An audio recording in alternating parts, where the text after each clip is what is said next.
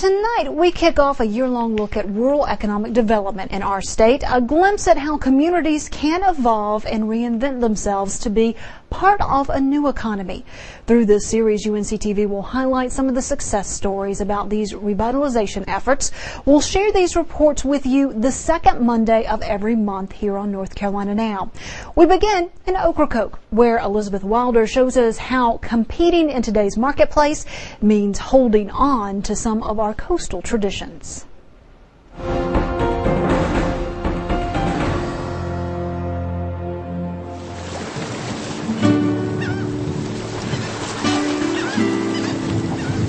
The last remaining fish house on Ocracoke straddles the water on a sliver of land along Silver Lake. And today we have a little more. It was a better fishing day. Ocracoke Seafood Company. This is where tourists get a crash course in seafood and buy tonight's dinner fresh off the boat.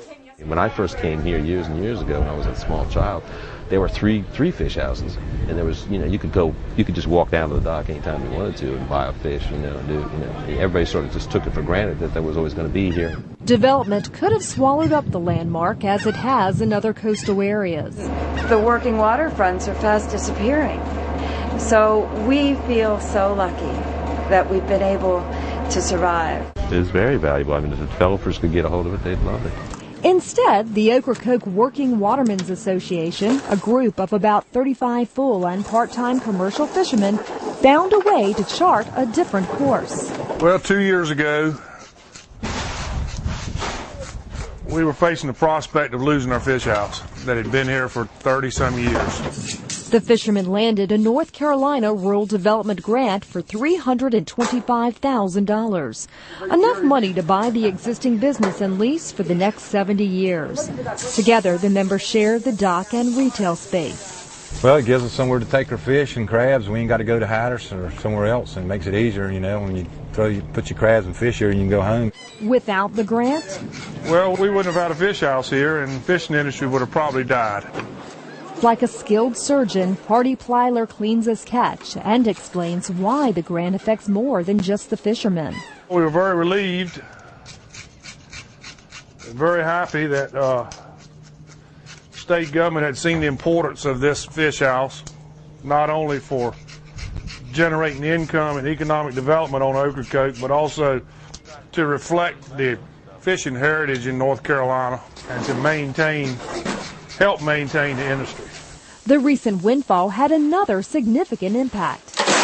It brought the community together. We knew that the community would be behind us because the fishing industry is important to Ocracoke, not only for money for the fishermen and the money it generates, but also the tourist industry. So tell me the difference between the red drum and the black drum. You're touting this and advertising as a quaint fishing village. Well, if you don't have a fish house, that's a stretch. To borrow a phrase from one of the local fishermen, Ocracoke is the life jacket that keeps this county afloat. A majority of retail sales tax and property tax for Hyde County comes from this small but busy island. Hardy, what do you say, Vinny? Are you here? Yeah. When Vince O'Neill isn't cooking for tourists at the Pony Island restaurant, he's busy trying to catch fish. He does both to make a living. A lot of people fish part-time, so even there's not that many doing it full-time anymore, but it's full-time and part-time, it means a lot. Gives people a place to work, and that money is pumped right back to the economy. You take one fish when it's caught, if it's sold fish as cleaned for a restaurant, sort of local the seafood market down there, all that, every time it multiplies, this money stays here in the local economy. The fishermen insist they need all the help they can get. I can buy me a pack of 5-cent nabs and a 15-cent Coca-Cola. What I made today. Is it really that bad? I broke even probably on gas and stuff. Oh yeah. Yeah, we all get along sometimes.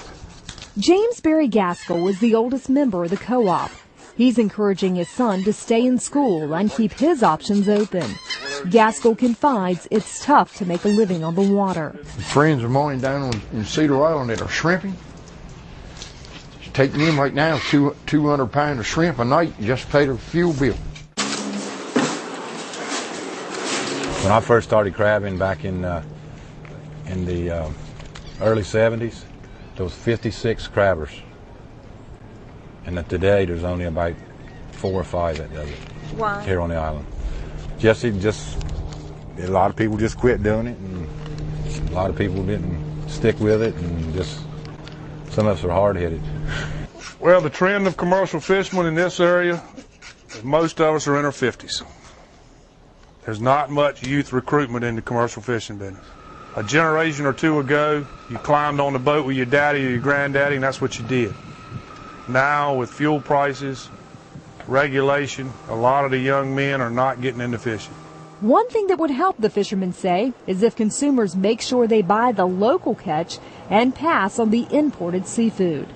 With the future of the fish house location secure, the Ocracoke watermen now have one major advantage. Ocracoke is different from most places in commercial fishing. We're isolated here. We don't have any competition down the street. So the boys it's either support this or don't have anything. Locals and summer visitors have embraced the business, happy to preserve the maritime tradition of life on Ocracoke. For more information on the Ocracoke Fish House and the NC Rising project, log on to unctv.org/NCRising. Coming up, our interview guest will tell us how the state is focusing its efforts on economic development in the rural areas across North Carolina.